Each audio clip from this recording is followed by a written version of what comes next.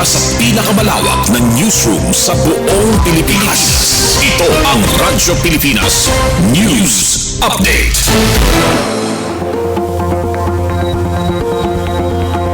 Philippine Standard Time, 3:57 p.m. Maupay nga kulop sa iyong tanan, asya ini ang mga balita yan na nga oras. DYOG Radyo Pilipinas Kalbayog nagsalinurog sa 44th anniversary.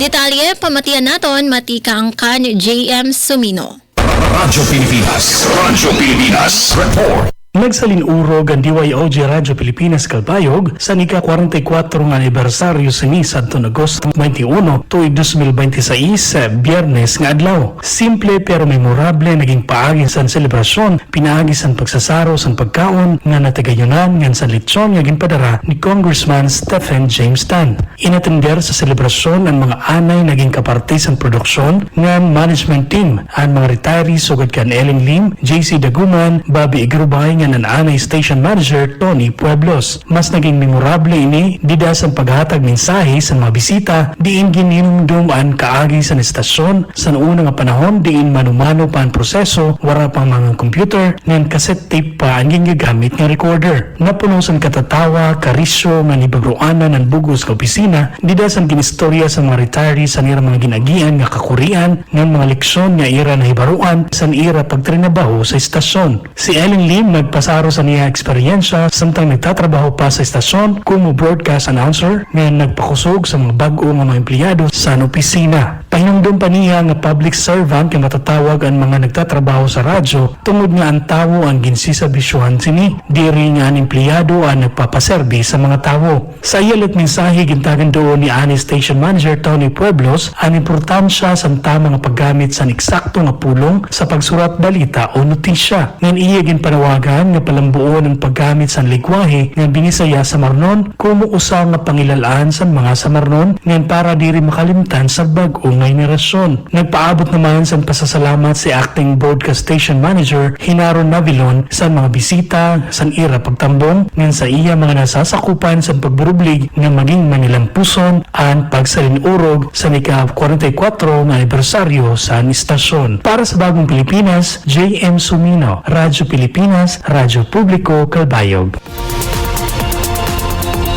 Sobra 93,000 cubic meters nga silt nakuha na sa Marayunduyon ngan Kaglangkoy Creek sa Bungtosan Katarman, Northern Samar. Detalye pamatian naton sa Akon Report. Radyo Pilipinas Report. Sobra 93,000 cubic meters nga silt nga iba pa nga dredged materials ang nakukuha na sa Department of Public Works and Highways o DPWH tikang sa Marayunduyon ngan Kaglangkoy Creek sa Katarman, Northern Samar. Sumala sa DPWH nakaabot na sa 73.29% sa target ang padayon nga desilting operation katugbang sa haros 93,728 cubic meters nga materyales nga nahawanan tikang sa mga waterway. Padayon nga ginagamit sa DPWH Regional Office 8 Equipment Management Division ang amphibious excavator para mapalapad ngan mapaupay ang abid sa tubig sa duha nga creek. Sigon kan District Engineer Alvin Ignacio, nakikita na ang epekto sa dredging operation ngan may mga residente nga nagsumat nga ang mga lugar nga sadto permigin babaha diri nasugad kasagaran nga nagbabaha yana. Ang operasyon ginpapatuman pinaagi sa koordinasyon sa DPWH Regional Office 8, Northern Samar 1st District Engineering Office, Penro, Senro ngan LGU Katarman. Kung mahuman ang proyekto, ginlalauman nga mas magiging hapsay ang abid sa tubig ngan maibanan ang peligro sa pagbaha labi na durante sa makusog nga pag-uran. Para sa Bagong Pilipinas, Suzette Pretencio, Radyo Pilipinas, Radyo Publiko, Kalbayog. Para sa aton katapusan nga balita, Kauswagan Caravan nagpadangat serbisyo sa masobra 5,000 nga residente sa Palapag, Northern Samar.